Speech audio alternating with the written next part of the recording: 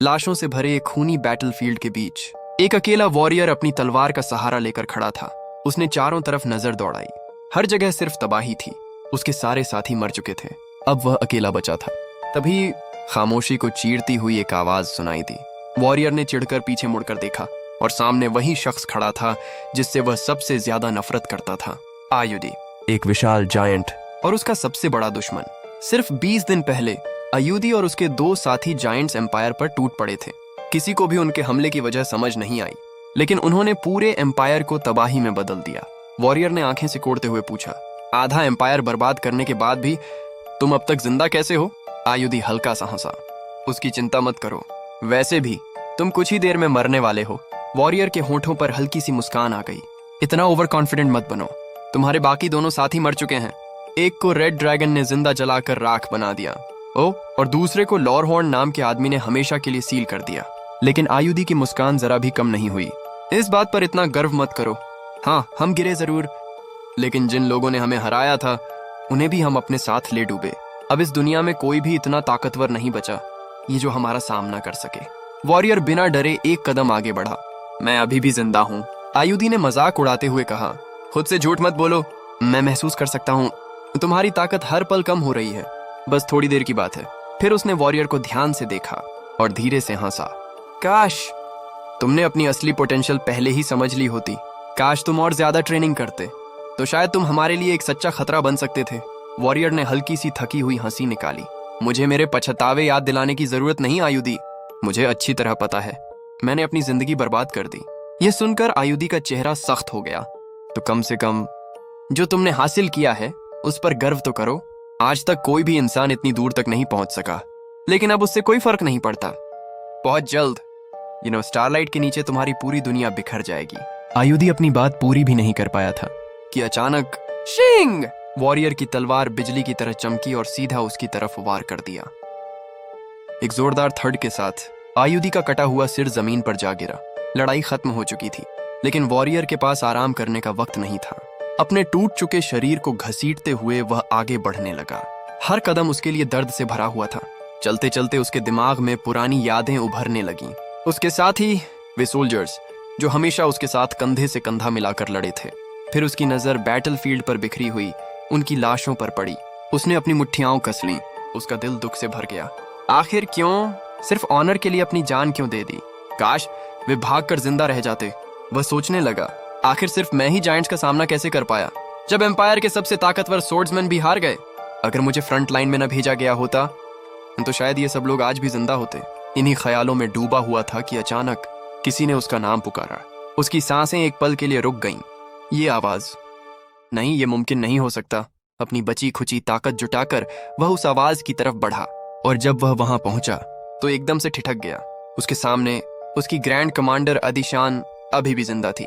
Ronin की आंखें फैल गईं, लेकिन अदिशान की हालत बहुत बुरी थी। उसका एक हाथ कट चुका था। वह मुश्किल से खड़ी थी। अदिशन ने बेचैन नजरों से उसकी तरफ देखा और पूछा, क्या तुमने कर दिखाया? क्या आयुधि मर गया? रोनिन ने धीरे से सिर हिला दिया। हाँ, सब खत्म हो गया। यह सुनते ही अदिशन की आंखों में आंसू आ गए। उसने राहत की सांस ली और हल्की सी हंसी निकल गई। लेकिन रोनिन की बात अभी खत्म नहीं हुई थी।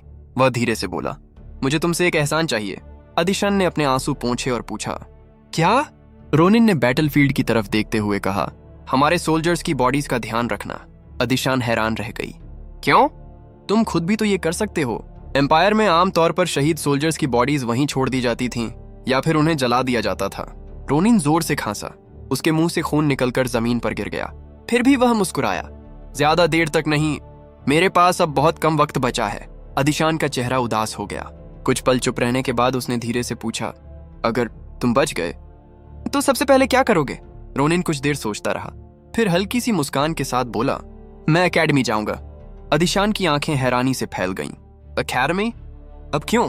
रोनिन थकी हुई हंसी हंसा। आयुधि ने एक बात कही थी, उसने मुझे सोचने पर मजबूर कर दिया। अगर मैंने बचपन से सही ट्रेनिंग ली होती तो शायद मेरी जिंदगी बिल्कुल अलग होती। फिर उसने धीरे से सिर झुका दिया।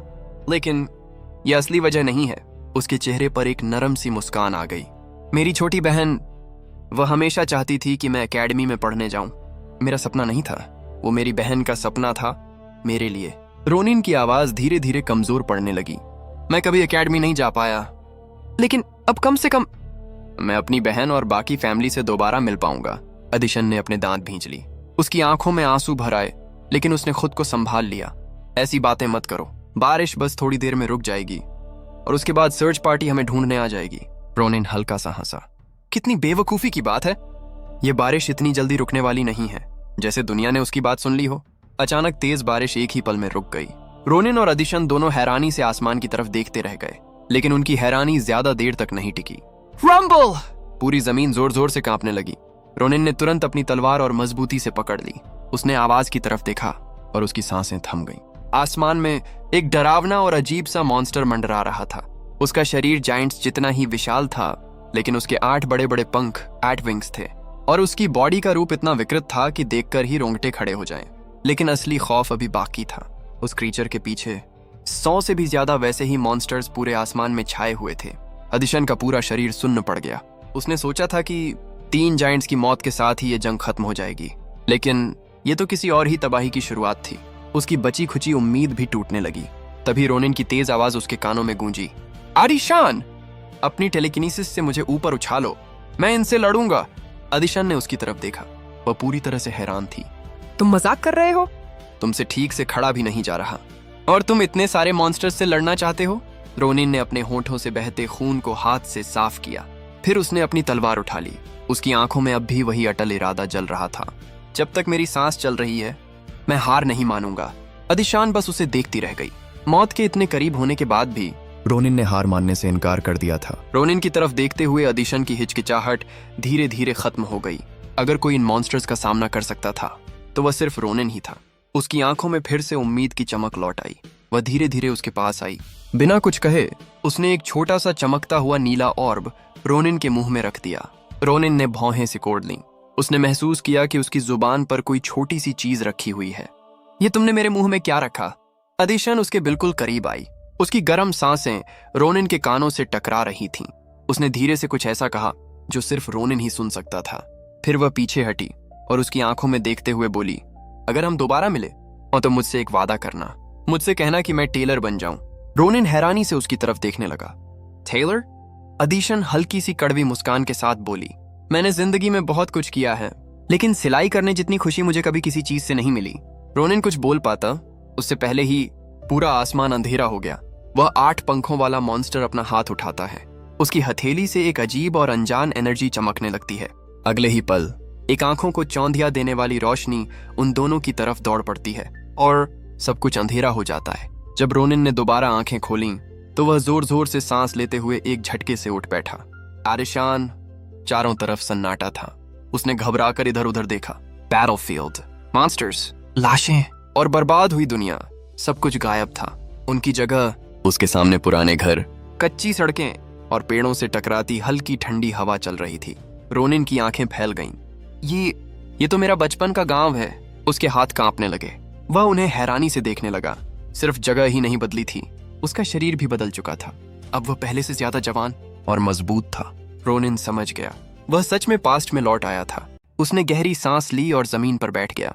समझने की कोशिश करने लगा कि आखिर हुआ क्या था।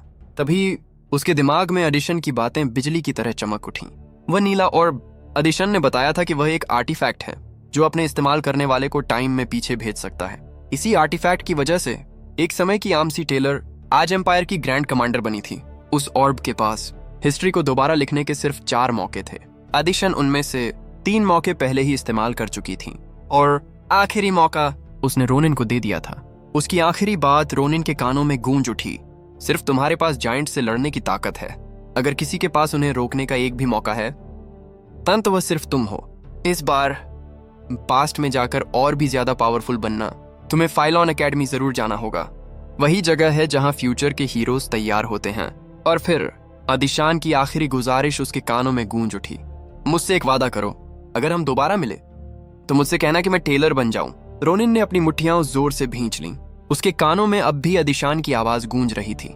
उसकी आंखों के सामने अब भी उसका बेचैन चेहरा था, लेकिन वह अब इस दुनिया में नहीं थी। कुछ पल तक रोनिन वहीं चुपचाप बैठा रहा। जो कुछ अभी हुआ था, उसका बोझ उसके दिल पर पहाड़ की तरह टूट पड़ा। क्या ये सब सच था, या फिर मैं कोई बुरा सपना देख रहा हूं? उसके अंदर का गुस्सा फूट पड़ा। वह जोर से चीखा और पास खड़े एक पेड़ पर अपनी मुट्ठी बार बार मारने लगा। फड फड फड। जब तक उसके हाथों से खून निकलना शुरू नहीं हो गया, तब जाकर वह रुका। उसने गहरी सांस ली। नहीं, ये सपना नहीं था, ये सब सच था। और अगर वह वाकई पास्ट में आ गया है तो इसका मतलब उसकी छोटी बहन अभी भी जिंदा है। उसका दिल जोर जोर से धड़कने लगा। एक पल भी बर्बाद किए बिना उसने जमीन से एक लकड़ी उठाई और पूरी स्पीड से अपने घर की तरफ दौड़ पड़ा। गांव की गलियों से गुजरते वक्त अचानक उसकी नजर एक अजीब मंजर पर पड़ी। कुछ लड़के मिलकर एक बच्चे को घेर कर खड़े थे और वह बच्चा पेड़ से उल्टा लटका हुआ था। रोनिन के कदम धीमे पड़ गए, लेकिन अगले ही पल उसने कुछ अजीब महसूस किया। उस बच्चे को किसी रस्सी से नहीं बांधा गया था, ना ही कोई जाल था। वह हवा में मैजिक की ताकत से लटका हुआ था। रोनिन की सांस अटक गई। मेजेस इस दुनिया में बहुत ही रेयर होते थे, इतने रेयर कि बैटलफील्ड में भी मुश्किल से कोई देखने को मिलता था। और यहाँ एक छोटे से गांव में एक बच्चा मैजिक इस्तेमाल कर रहा था। तभी रोनिन को सब याद आ गया।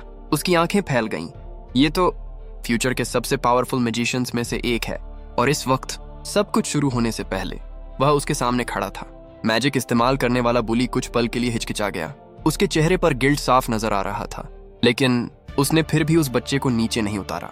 लटका हुआ लड़का कांपते हुए बोला, प्लीज, मेरे पास पैसे नहीं हैं, प्लीज, ये पैसे मेरी माँ की दवा के लिए हैं। लटके हुए लड़के की आवाज कांप रही थी, लेकिन बुली सिर्फ ठंडी हंसी हंसा। मुझे तुम्हारी माँ से कोई मतलब नहीं, ये कहकर उसने जोर से उस लड़के के गाल पर थप्पड़ मारा। स्लैप! फिर उसने गुस्से से कहा, अब और पैसे निकाल। लड़के की आंखों में आंसू भर आए। उसने अपनी छोटी सी पैसों की थैली और मजबूती से पकड़ ली, लेकिन बुली अभी रुका नहीं था। उसने अपने पास खड़े असल की तरफ देखा, वही छोटा मैजिशियन। उसने हुक्म दिया, इसे और ऊपर उठाओ, सीधा पेड़ की सबसे ऊपर वाली ब्रांच तक। असल के हाथ कांपने लगे। वह घबराकर बोला, मैं नहीं कर सकता, अगर मेरा कंट्रोल छूट गया तो ये गिरकर मर सकता है। बुली का चेहरा गुस्से से भर गया। तो फिर तुम्हें ही ऊपर लटका दूंगा। ये सुनते ही असल का खून जम गया। उसने मैजिक इसलिए सीखी थी ताकि साबित कर सके कि वह कमजोर नहीं है, लेकिन आज वही ताकत उसे किसी और की जालिम हरकतों का जरिया बना चुकी थी। उसका दिमाग तेजी से चल रहा था, समझ ही नहीं आ रहा था कि क्या करे। तभी अचानक एक लकड़ी आकर उसके कंधे से टकराई। असल बुरी तरह घबरा गया और उसका मैजिक कंट्रोल से बाहर हो गया। जो लड़का हवा में लटका हुआ था वह सीधा जमीन पर आ गिरा। डैम! तभी एक ठंडी और सख्त आवाज गूंजी, क्या तुम इसे मारना चाहते हो? सबने एक साथ उस तरफ देखा। वहां रोनिन हाथ में एक लकड़ी पकड़े खड़ा था। उसकी नजरें सीधा उन दोनों पर टिकी हुई थीं। बुलीज गुस्से से लाल हो गए। उन्होंने चिल्लाकर कहा, असल! किसने कहा था मैजिक रोकने के लिए? असल कुछ बोलने ही वाला था, लेकिन उससे पहले रोनिन एक कदम आगे बढ़ा। उसने शांत आवाज में पूछा, टेलेकिनेसिस तुमने कहां से सीखी? असल हैरान होकर पलक झपकाने लगा, फिर हिचकिचाते हुए बोला, मुझे एक ग्रिमवार मिला था, एक पेडलर से खरीदा था। रोनिन ने हल्की सी भौं उठाई। उसने दिल ही दिल में सोचा, सिर्फ एक सस्ते ग्रिमवार से असल का मैजिक कंट्रोल इतना जबरदस्त है? इसका टैलेंट वाकई कमाल का है। बुली गुस्से से अपनी मुट्ठियां भींच लेता है। बहुत हो गया, वह गरज कर बोलता है। उसने अपनी कमर से एक असली सोर्ड निकाल ली। Ronin x road! रोनिन की नजर उस सोर्ड पर टिक गई। असली सोर्ड? इतने छोटे लड़के के पास ये आई कहां से? इतना सोचने का भी वक्त नहीं मिला। बुली जोर से चिल्लाते हुए रोनिन की तरफ दौड़ पड़ा, लेकिन उसका स्टैंस बहुत ही खराब था। हर जगह ओपनिंग्स ही ओपनिंग्स थीं। रोनिन ने बस एक ठंडी सांस भरी। कितना स्लॉपी है। अगले ही पल रोनिन ने बिना ज्यादा मेहनत किए एक साइड स्टेप लिया। बुली का वार हवा में निकल गया। वह आगे लड़खड़ा गया। उसकी आंखें हैरानी से फैल गईं। तेरी किस्मत अच्छी थी, वह गुस्से से चिल्लाया, घुटनों पर बैठकर भीख मांग। शायद मैं तुझे जिंदा छोड़ दूं।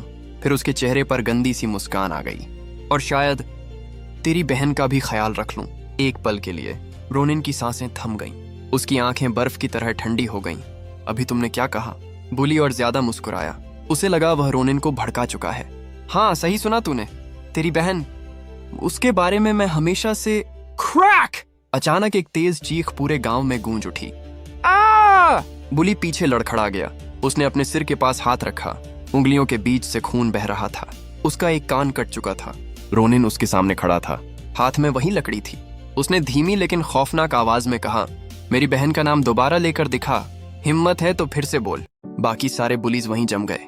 उन सबके हाथ में भी रोनिन जैसी ही लकड़ियां थीं, लेकिन रोनिन ने सिर्फ एक लकड़ी से एक इंसान का कान काट दिया था। ये कोई आम गांव का लड़का नहीं था, ये कुछ और ही था। रोनिन ने लकड़ी उनकी तरफ तान दी। सारे पैसे नीचे फेंको। इस बार किसी में भी उसकी बात टालने की हिम्मत नहीं हुई। डरते डरते बुलीज ने सारे पैसे जमीन पर गिरा दिए। इतना ही नहीं, उन्होंने कुछ एक्स्ट्रा कॉइन्स भी डाल दिए। गुस्से में बोलते हुए, तुमने हमारा मूड ही खराब कर दिया। रोनिन ने सारे पैसे उठा लिए। फिर वह सीधे उस लड़के के पास गया और पूरी थैली उसके हाथ में दे दी। लड़का हैरान रह गया। ये तो उन्होंने जितने पैसे चुराए थे उससे भी ज्यादा हैं। रोनिन ने कंधे उचका दिए। मुझे पैसे नहीं चाहिए, मुझे तो सिर्फ ये सोर्ड चाहिए थी। लड़के ने पैसे जोर से अपनी छाती से लगा लिए। उसकी आंखों में शुक्रिया साफ दिखाई दे रहा था। वह रोनिन को थैंक यू बोलने ही वाला था कि तभी असल ने हिम्मत जुटाकर बोलना शुरू किया। मैं सॉरी। उसने शर्म से अपना सिर झुका लिया। मैं बहुत डर गया था। मैं तुम्हें हर्ट नहीं करना चाहता था, लेकिन उसने मुझे धमकी दी थी। लड़का कुछ पल चुप रहा, फिर हल्का सा मुस्कुराकर बोला, कोई बात नहीं, मैं समझ सकता हूँ। एक बार फिर रोनिन का शुक्रिया अदा करके वह अपने घर की तरफ दौड़ गया। रोनिन कुछ देर तक उसे जाते हुए देखता रहा। फिर उसने अपनी नजर एसल पर डाली। तो तुम असल में बुली नहीं हो। असल ने तुरंत जोर से सिर हिला दिया। नहीं। रोनिन के होठों पर हल्की सी मुस्कान आ गई। अच्छा, तो 4 दिन बाद मुझसे मिलना, मेरे पास तुम्हारे लिए एक काम है। असल हैरानी से उसकी तरफ देखने लगा। कि काम? रोनिन बस हल्की सी मुस्कान के साथ खड़ा रहा। बस 4 दिन बाद वहां आ जाना, और भागने की सोचना भी मत। अगर मुझे तुम्हें ढूंढना पड़ा तो बिना कुछ सुने ही तुम्हारी पिटाई कर दूंगा। इतना कहकर रोनिन बिना पीछे देखे अपने घर की तरफ दौड़ पड़ा। जब वह घर के पास पहुंचा तो उसकी नजर दरवाजे के पास उगे हुए कुछ जंगली फूलों पर पड़ी। वह झुककर उनमें से कुछ फूल तोड़ लेता है। उसकी छोटी बहन को फूल बहुत पसंद थे, लेकिन जैसे ही उसने फूल हाथ में ली, उसके मन में एक ख्याल आया। ये कितना बेवकूफी भरा लग रहा है। वह उन्हें फेंकने ही वाला था कि तभी क्रीक, घर का दरवाजा धीरे से खुल गया। रोनिन एकदम वहीं रुक गया, और फिर एक बहुत ही जानी पहचानी आवाज उसके कानों में पड़ी। सालों तक एक सोल्जर के रूप में उसने इसी पल का इंतजार किया था, अपनी बहन से दोबारा मिलने का। उसने न जाने कितनी बार सोचा था कि उससे मिलकर क्या कहेगा। क्या मैं उससे माफी मांगूंगा? क्या मैं बताऊंगा कि मैंने उसे कितना याद किया? लेकिन जैसे ही उसने अपनी बहन को देखा, उसके सारे शब्द गायब हो गए। वह सिर्फ हल्की सी मुस्कान दे सका। घर के अंदर उसकी बड़ी बहन आयरल की नजर उसके हाथ में पकड़े फूलों पर पड़ी। उसके चेहरे पर एक प्यारी सी मुस्कान खिल उठी। उसकी आंखें चमक उठीं। तुम्हें याद था? उसने धीरे से कहा। कुछ देर बाद रोनिन खाना खाने के लिए बैठ गया, और देखते ही देखते आयरल ने पूरा टेबल खाने से भर दिया। एक के बाद एक गर्मा गर्म डिशेस सामने सजती गईं। रोनिन हंस पड़ा। इतना सारा खाना बनाने की क्या जरूरत थी? आयरल प्यार से मुस्कुराई। मैं बस तुम्हारा शुक्रिया अदा करना चाहती थी। अब चुपचाप खाना खाओ। रोनिन मुस्कुराते हुए खाना खाने लगा। खाते खाते उसने अचानक पूछा, वैसे इस साल तुम्हारी एज कितनी है? आयरल हैरानी से उसकी तरफ देखने लगी। ये कैसा अजीब सवाल है? रोनिन मुस्कुराया। बस बता दो। आयरल ने कुछ पल उसे देखा, फिर बोली, 22 साल। रोनिन ने गहरी सांस छोड़ी। उसके दिल से एक बड़ा बोझ उतर गया। 22 साल, इसका मतलब जायंट्स के अटैक में अभी पूरे 10 साल बाकी हैं। 10 साल खुद को इतना पावरफुल बनाने के लिए, ताकि इस बार वह हिस्ट्री बदल सके। आयरल ने भौहें सिकोड़ लीं।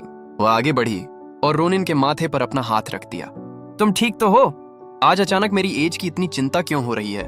रोनिन हल्का सा हंसा और धीरे से सिर हिला दिया। उसे याद ही नहीं था कि उसकी बहन कितनी प्यारी और कितनी दयालु थी। चाहे कुछ भी हो जाए, इस बार वह अपनी बहन की हर हाल में हिफाजत करेगा। गहरी सांस लेकर रोनिन ने उसकी आंखों में देखा और कहा, मैं एकेडमी ज्वाइन करना चाहता हूँ। कुछ पल के लिए पूरा घर खामोश हो गया। फिर आई की आंखें हैरानी से बड़ी हो गईं। सच में? या उसे यकीन ही नहीं हो रहा था। तुम तो हमेशा मना कर देते थे जब भी मैं एकेडमी की बात करती थी। तुम कहते थे कि यह सिर्फ टाइम वेस्ट है। फिर अचानक इतना बड़ा डिसीजन कैसे? रोनिन ने बस सिर हिला दिया। मैंने सब कुछ अच्छी तरह सोच लिया है और अब मैं तैयार हूं। ये सुनते ही आई के चेहरे पर खुशी चमक उठी। बिना कुछ कहे वह घर के एक कोने की तरफ दौड़ी और वहां से एक बड़ा सा मटका खींच कर ले आई। रोनिन ने हैरानी से पूछा, यह क्या है? आई ने ढक्कन खोला और अंदर सिक्कों का ढेर देखकर रोनिन की आंखें फैल गईं। इतने सारे पैसे तुम्हें कहां से मिले? वह मुस्कुराई। मैंने ये सब तुम्हारे लिए चुपके चुपके बचाए हैं। मुझे हमेशा उम्मीद थी कि एक दिन तुम अपना फैसला बदलोगे, इसलिए जितना हो सका मैं पैसे जमा करती रही। अब तुम बिना फीस की टेंशन लिए एकेडमी जा सकते हो। रोनिन बिल्कुल खामोश रह गया। उसने कभी सोचा भी नहीं था कि उसकी बहन इतने सालों से उसके फ्यूचर के लिए पैसे बचा रही थी। इस बार वह उसकी मेहनत कभी बर्बाद नहीं होने देगा। रोनिन ने उसका दिल से धन्यवाद किया, लेकिन फिर उसका चेहरा सीरियस हो गया। एक प्रॉब्लम है, तुम्हारे पास जितने पैसे हैं वे उस एकेडमी में एडमिशन के लिए काफी नहीं होंगे जहां मैं जाना चाहता हूं। आई ने हैरानी से पूछा, कौन सी एकेडमी? रोनिन ने बिना एक पल सोचे जवाब दिया, फाइलॉन एकेडमी। यह नाम सुनते ही आई की आंखें फिर से बड़ी हो गईं। फाइलॉन? ये कोई आम एकेडमी नहीं थी। ये पूरे एम्पायर की सबसे प्रेस्टिजियस एकेडमी थी, जिसे हीरोज फैक्ट्री के नाम से जाना जाता था। यहीं से ग्रैंड कमांडर अदन, सोर्ड मास्टर शयोन और मशहूर विंटर विच जैसे लेजेंड्स निकले थे। इंपीरियल फैमिली की फंडिंग से चलने वाली इस एकेडमी में पूरे कॉन्टिनेंट के सबसे ब्रिलियंट माइंड्स और सबसे पावरफुल वॉरियर्स पढ़ते थे। यहाँ एडमिशन लेना सिर्फ मुश्किल नहीं, लगभग नामुमकिन था। यहाँ तक कि आई को भी यकीन नहीं था कि रोनिन उस लेवल तक पहुंच पाएगा। कुछ देर चलने के बाद आखिरकार रोनिन अपनी डेस्टिनेशन पर पहुंच गया, लेकिन वहां पहुंचते ही वह थोड़ा सरप्राइज हो गया। आसल पहले से ही उसका इंतजार कर रहा था। एसल, रोनिन उसके पास आते हुए बोला, मुझे तुम्हारी हेल्प चाहिए, एक बहुत इंपॉर्टेंट काम के लिए। एसल ने आईब्राउ उठाकर पूछा, किस बात में? अपनी टेलीकिनेसिस से मुझे हवा में उठा दो। एसल एकदम कंफ्यूज्ड हो गया। क्या, तुम्हें उठाऊं?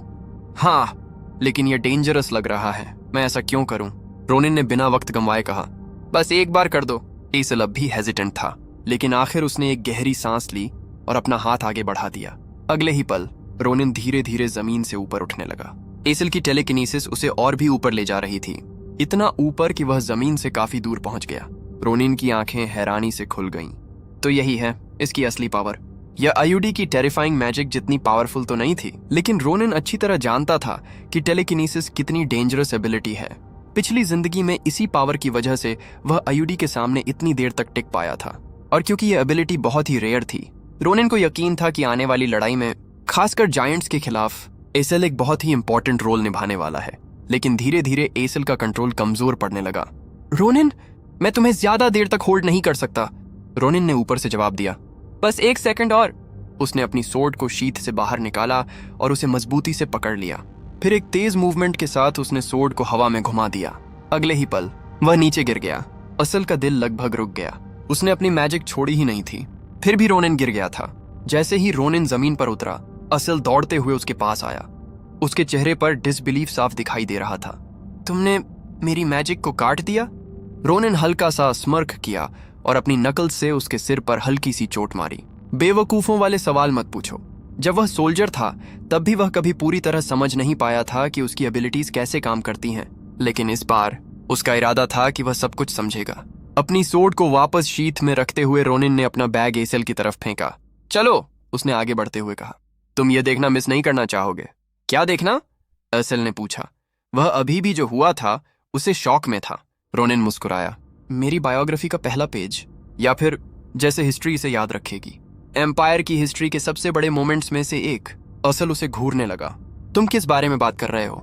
रोनिन ने कंधे के ऊपर से पीछे मुड़कर देखा। मैं फाइलॉन एकेडमी ज्वाइन करने जा रहा हूं, और तुम भी। एसल बिल्कुल स्टन्ड रह गया। वह हमेशा जानता था कि रोनिन मार्शल आर्ट्स का जीनियस है, लेकिन उसका फाइलॉन एकेडमी अटेंड करना, यह बात उसे कुछ ज्यादा ही लग रही थी। रोनिन के उलट आसल खुद को इतना टैलेंटेड नहीं मानता था कि वह उस जगह पर कदम भी रख सके। रोनिन ने उसकी आंखों में डाउट देख लिया और हल्का सा हंसा। क्या हुआ? अपनी पूरी जिंदगी इसी गांव में बर्बाद कर दोगे? उसने अपने हाथ बांध लिए और डिसअपॉइंटमेंट भरी आवाज में कहा, तुम एक कावर्ड हो, एक लूजर। अगर यहीं रुक गए तो पूरी जिंदगी पछताते रहोगे। असल की सांस अटक गई। रोनिन की बातें उसके दिल तक पहुंच गईं, लेकिन बुरी तरह नहीं। पहली बार कोई उसे आगे बढ़ने के लिए धक्का दे रहा था, सच में उसे और बेहतर बनने के लिए। और वह कोई आम इंसान नहीं था, वह रोनिन था। धीरे धीरे एसल के चेहरे पर मुस्कान आ गई। क्या तुम सच में सोचते हो कि मैं कर सकता हूं? रोनिन ने हल्का सा स्मर्क किया। अगर तुम इस लायक नहीं होते तो मैं अपनी सांस वेस्ट नहीं करता। बस असल को इतना ही सुनना था। ठीक है, मैं करूंगा। मैं फाइलॉन एकेडमी जाऊंगा। रोनिन ने उसके कंधे पर हाथ रखा। गुड, यही एक मर्द का डिसीजन होता है, लेकिन अब तुम्हें प्रूव करना होगा कि तुम सिर्फ बातें नहीं करते। असल पलकें झपकाने लगा। जब तक दोनों अपनी डेस्टिनेशन पर पहुंचे, एसल को समझ आ गया कि रोनिन का मतलब क्या था। अंधेरे से कोई उन्हें घूर रहा था। उसका पहला हर्डल एक लूनर गॉब्लिन। उसका पेट डर से बैठ गया। क्या तुम सीरियस हो? रोनिन मुस्कुराया। तुम्हारे लिए यह परफेक्ट टेस्ट है। असल को समझ ही नहीं आ रहा था कि रोनिन पागल था या फिर पूरी तरह इंसेन, क्योंकि लूनर गॉब्लिन्स कोई मजाक नहीं थे। नॉर्मल गॉब्लिन्स से अलग इन गॉब्लिन्स की स्किन बीमार सी पीली थी और उनकी बॉडीज बुरी तरह टेढ़ी मेढ़ी और डिसफिगर्ड थीं। लेकिन जो चीज उन्हें सबसे अलग बनाती थी वह था गोल्डन ट्रेजर्स के लिए उनका पागलपन। हर फुल मून की रात वे अपने चुराए हुए सारे ट्रेजर्स एक जगह जमा करते और एक फेस्टिवल मनाते। और आज रात वही फेस्टिवल था। एसल ने रोनिन की तरफ मुड़कर पूछा, रुको, तुम्हें यह सब कैसे पता? रोनिन ने कंधे उचका दिए। मैंने एक किताब में पढ़ा था। यह झूठ था। सच तो यह था कि यह सब उसे अपनी पिछली जिंदगी के एक्सपीरियंस से पता था, लेकिन एसल को यह जानने की जरूरत नहीं थी। रोनिन ने गॉब्लिन्स के ट्रेजर स्टैश की तरफ इशारा किया। तुम्हारा काम सिंपल है, अपनी टेलीकिनेसिस इस्तेमाल करके इनके सारे ट्रेजर्स चुराओ और मेरे बैग में डाल दो। आसिल का चेहरा एकदम पीला पड़ गया। तुम चाहते हो मैं इनसे चोरी करूं? अगर ये जाग गए तो हम दोनों मर जाएंगे। रोनिन उसके करीब आया। सुनो, अगर हमें सच में फाइलॉन एकेडमी ज्वाइन करनी है तो हमें 2 चीजों की जरूरत है। पहली, पैसे। उसकी ट्यूशन बहुत ज्यादा है और हमें उसकी फीस भरने का कोई ना कोई तरीका चाहिए। वह एक पल के लिए रुका, फिर बोला, लेकिन उससे भी ज्यादा इंपॉर्टेंट, हमें रियल लाइफ एक्सपीरियंस चाहिए। असेल ने मुश्किल से थूक निकला। रोनिन ने मजबूत आवाज में कहा, उस एकेडमी में सिर्फ नोबल फैमिलीज के बच्चे होते हैं जो बचपन से ट्रेनिंग करते आ रहे हैं। उनसे compete करने का सिर्फ एक ही तरीका है, अपनी जान रिस्क में डालकर रियल एक्सपीरियंस लेना। इसीलिए ये गॉब्लिन्स परफेक्ट हैं। ये हमें पैसे भी देंगे और एक्सपीरियंस भी। असल ने कांपते हुए गहरी सांस छोड़ी। यह पागलपन था, लेकिन रोनिन की बात में दम था, एक दर्दनाक और डराने वाली सच्चाई। कुछ देर बाद उसने अपनी आंखें बंद की, अपनी सांस संभाली और सिर हिला दिया। ठीक है, मैं करूंगा। धीरे धीरे, बहुत संभल कर उसने अपने हाथ उठाए। उसकी टेलीकिनेसिस एक्टिवेट हो गई और पहला ट्रेजर हवा में उठने लगा। उसे बहुत सावधान रहना था, एक भी गलती और दोनों मर जाते। जब बैग्स पूरी तरह भर गए, रोनिन ने आसिल की तरफ देखा। नाइस वर्क, उसने अप्रूवल में सिर हिलाया। सच कहूं तो उसे खुद भी यकीन नहीं था कि एसेल ये कर पाएगा, इसलिए सब कुछ प्लान के मुताबिक होता देखकर वह प्लेजेंटली सरप्राइज्ड था। रोनिन ने स्मर्क करते हुए सोचा, लगता है मुझे एक काफी यूजफुल छोटा स्लेव मिल गया। यह सोचते हुए उसने अपना बैग मजबूती से बांध लिया। तभी खामोशी को तेज चीखों ने तोड़ दिया। 2 आदमी एक बर्ड का पीछा कर रहे थे और फ्रस्ट्रेशन में जोर जोर से चिल्ला रहे थे। बदकिस्मती से उनकी आवाज एक गॉब्लिन को जगाने के लिए काफी थी। गॉब्लिन ने नींद भरी आंखों से इधर उधर देखा और फिर वह एकदम जम गया। सारे ट्रेजर्स गायब थे। उसकी तेज चीख रात भर गूंज उठी। वह घबराहट में बाकी गॉब्लिन्स को जगाने लगा और जल्दी जल्दी उन्हें सब कुछ बता दिया। रोनिन और आसिल ने अभी चलना ही शुरू किया था कि गॉब्लिन्स की नजर उन पर पड़ गई। एक ही पल में सारे गॉब्लिन्स गुस्से से जलते हुए उनकी तरफ दौड़ पड़े। आसिल के पैरों ने साथ छोड़ दिया। वह कांपते हुए जमीन पर गिर गया। रोनिन, क्या हम ट्रेजर यहीं छोड़कर भाग जाएं? रोनिन ने उसकी तरफ तीखी नजर से देखा। नहीं। उसने अपनी सोर्ड को एक बार हवा में घुमाकर टेस्ट किया, उसका वेट और शार्पनेस परखते हुए। सस्ता स्टील, उसने मन ही मन सोचा। 15 अच्छे स्ट्राइक्स, शायद उससे भी कम। उसके बाद यह बेकार हो जाएगी। और यहाँ 30 गॉब्लिन्स हैं, लेकिन 15 अटैक्स ही काफी थे। जैसे ही गॉब्लिन्स उसकी तरफ झपटे, रोनिन भी बिजली की तरह आगे बढ़ गया। चांदनी में उसकी सोर्ड चमक उठी। सिर्फ एक स्ट्राइक में 3 गॉब्लिन्स के सिर जमीन पर जा गिरे। असल की आंखें फटी की फटी रह गईं। जो उसने अभी देखा था उसे समझने का उसके पास वक्त भी नहीं था, क्योंकि रोनिन गायब हो चुका था। वह इतनी तेज स्पीड से मूव कर रहा था मानो हवा में ही गायब हो गया हो। एक के बाद एक गॉब्लिन्स गिरते गए। उनकी बॉडी जमीन पर गिर रही थीं और उन्हें यह एहसास भी नहीं हो पा रहा था कि वे मर चुके हैं। जब आखिरी गॉब्लिन भी गिर गया तो चारों तरफ सिर्फ सन्नाटा रह गया। रोनिन ने अपनी सोर्ड से खून झटका और आसिल की तरफ मुड़कर कहा, उठो, हम वापस जा रहे हैं। घर लौटते वक्त रोनिन को अपने कंधों में हल्का दर्द महसूस हुआ। सीरियसली, उसने भौहें सिकोड़ते हुए सोचा, मैंने सिर्फ कुछ गॉब्लिन्स ही तो मारे हैं और मैं अभी से दर्द महसूस कर रहा हूँ। तभी उसे समझ आया, उसका बॉडी अभी भी ग्रो कर रहा था। लगता है मुझे और ज्यादा ट्रेनिंग शुरू करनी पड़ेगी। एसल, जो अभी तक सब कुछ प्रोसेस कर रहा था, चुप्पी तोड़ते हुए बोला, हे रोनिन, तुम्हारे हिसाब से वह लाउड नॉइज किसने की थी जिसने गॉब्लिन्स को जगा दिया? रोनिन ने हल्की सी हंसी उड़ाई। पता नहीं, लेकिन अगर वह मुझे कभी मिल गया तो उसकी बुरी तरह पिटाई करूंगा। आसिल कुछ बोल पाता, उससे पहले ही हवा को चीरती हुई एक आवाज सुनाई दी। एक एरो, वह सीधा आसिल के सिर की तरफ आ रहा था। पल भर में रोनिन का हाथ बिजली की तरह आगे बढ़ा। स्नैप! उसने एरो को हवा में ही पकड़ लिया। आसिल लड़खड़ा कर पीछे हट गया। उसका चेहरा सफेद पड़ चुका था। भाई, ये क्या था? ये कहां से आया? दोनों ने तुरंत अपने आसपास नजर दौड़ाई। अंधेरे में से 2 आदमी बाहर निकले। आसिल का मुंह खुला का खुला रह गया। ये वही 2 आदमी हैं जो उस बर्ड का पीछा कर रहे थे। दोनों आदमियों की नजर रोनिन के बैग पर पड़ी। जैसे ही उन्होंने ट्रेजर्स देखे, उनके एक्सप्रेशंस तुरंत बदल गए। उनमें से एक जबरदस्ती मुस्कुराया। सॉरी किड्स, तुम लोगों पर एरो चलाने का इरादा नहीं था। रोनिन की आंख फड़क उठी। किड्स? वह धीरे से एक कदम आगे बढ़ा। फेक अपॉलॉजीज छोड़ दो, उसने ठंडी आवाज में कहा। तुम लोग कौन हो? वह आदमी मुस्कुराया और अगले ही सेकंड वह रोनिन पर झपट पड़ा। चांदनी में एक नाइफ चमका। उसने सीधा रोनिन के गले पर वार किया। अभी पता चल जाएगा, वह हंसते हुए बोला। मेरा नाम कैलाबोरो है। जैसे ही रोनिन ने कैलाबोरो नाम सुना, उसका चेहरा सख्त हो गया। एक ही मूवमेंट में उसने उस आदमी के हाथ से नाइफ छीन लिया और सीधे उसके सीने में घोंप दिया। आदमी हांफते हुए पीछे लड़खड़ाया और फिर जमीन पर गिर गया। उसके साथी का चेहरा गुस्से से भर गया। जोर से चिल्लाते हुए वह रोनिन की तरफ दौड़ा, लेकिन आधे रास्ते में ही रुक गया। एक ट्रांसपेरेंट फोर्स ने उसके पूरे शरीर को जकड़ दिया था। असेल उसके पीछे खड़ा था। उसका हाथ उठा हुआ था। उसकी इनविजिबल हैंड स्किल पूरी तरह एक्टिवेट थी। रोनिन ने आसिल की तरफ देखा और स्मर्क किया। Nice save. एक सेकंड भी वेस्ट किए बिना उसने उस बंधे हुए आदमी का नाइफ छीन लिया और पहले वाले की तरह उसे भी आसानी से मार दिया। आसिल का पेट घबराहट से मचलने लगा। उसने रोनिन को लड़ते हुए पहले भी देखा था, लेकिन यह अलग था। तो तुमने उन्हें मार दिया? रोनिन ने नाइफ साफ किया। उन्होंने हमें मारने की कोशिश की थी, उसने सीधे शब्दों में कहा। इसी के वे हकदार थे। असेल ने मुश्किल से थूक निगला। लेकिन ये लोग कोई आम गुंडे नहीं थे। कैलाबोरो ग्रुप सबसे खतरनाक अपराधी गिरोहों में से एक था।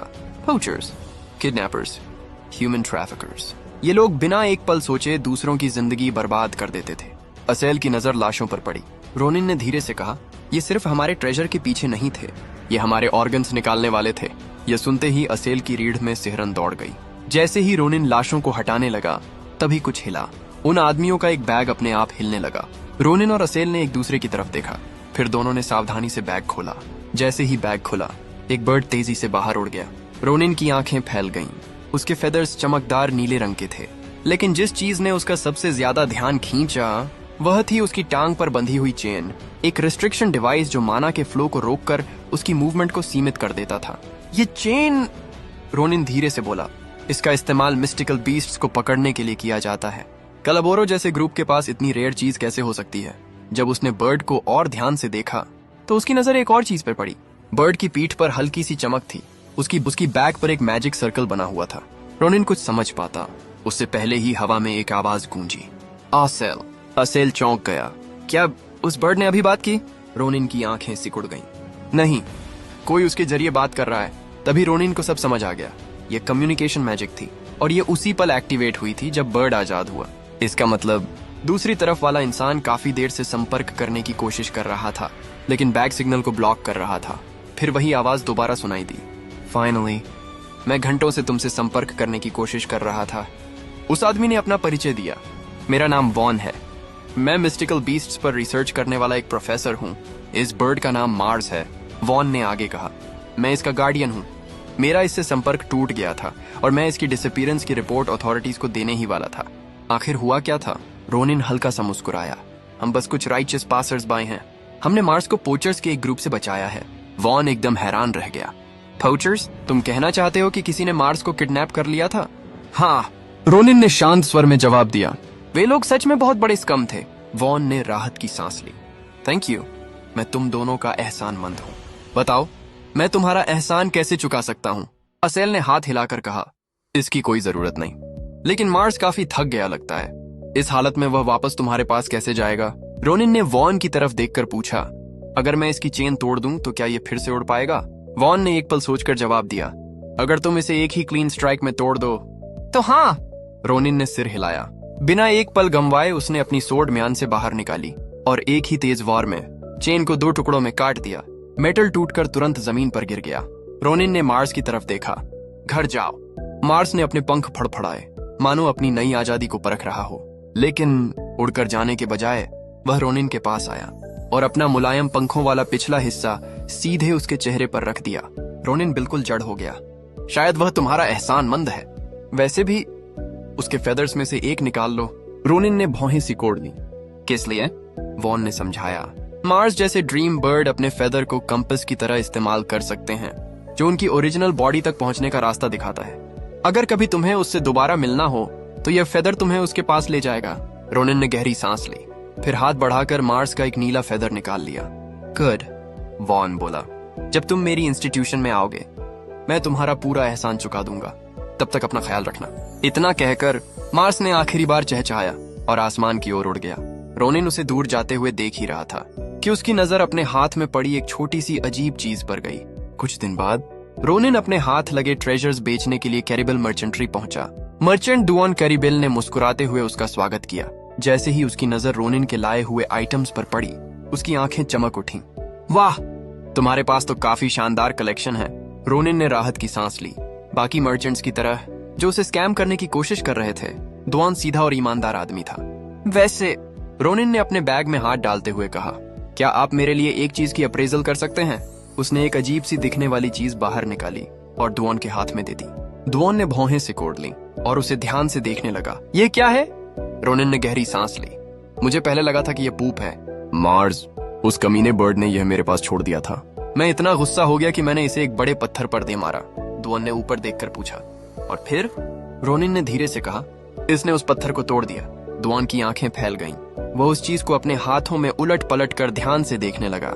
देखने में तो यह हॉर्स डंग जैसा लग रहा है। रोनिन ने तुरंत वह चीज उसके हाथ से छीन ली। पहले मुझे लगा यह पूप है, अब तुम्हें लग रहा है कि यह पूप है। ये चीज सच में पूप नहीं होनी चाहिए। उसने उसे वापस अपने बैग में रख लिया। बाद में पता लगाऊंगा। फिर उसने बात बदलते हुए पूछा, क्या आपके पास एफआई लियोन एकेडमी की बुक्स हैं? डुआन ने सिर हिलाया। अप्लाई करने का प्लान है? हाँ, रोनिन बोला। हमें स्टडी मटेरियल चाहिए। डुआन मुस्कुराया। यह सुनकर बहुत खुशी हुई।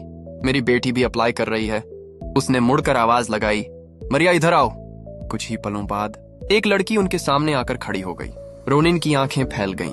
डुआन ने उनकी तरफ इशारा करते हुए कहा, मरिया, ये इंपॉर्टेंट कस्टमर्स हैं। मैंने अभी इनके साथ डील क्लोज की है। मरिया ने हैरानी से रोनिन और आसल को ऊपर से नीचे तक देखा। ये तो सिर्फ बच्चे हैं। डुआन ने गहरी सांस ली। मरिया, बदतमीजी मत करो। फिर वह रोनिन की तरफ मुड़ा। मैं माफी चाहता हूँ। रोनिन ने उसकी माफी पर ध्यान नहीं दिया और मरिया के पास एक कदम आगे बढ़ गया। उसने ध्यान से उसका चेहरा देखा, फिर धीमी आवाज में पूछा, क्या तुम्हारा मिडिल नेम सन है? मरिया के चेहरे पर सतर्कता आ गई। हाँ, क्यों? रोनिन का दिल एक पल के लिए रुक गया। वह बिल्कुल उस इंसान जैसी दिखती थी जिसे वह अपनी पिछली जिंदगी में जानता था। लेकिन एक प्रॉब्लम थी। मरिया पहले एक आदमी थी। रोनिन बिना सोचे उसके करीब झुक गया और धीरे से पूछ बैठा, क्या तुम्हारे पास पीनिस है? मरिया बिल्कुल जड़ हो गई।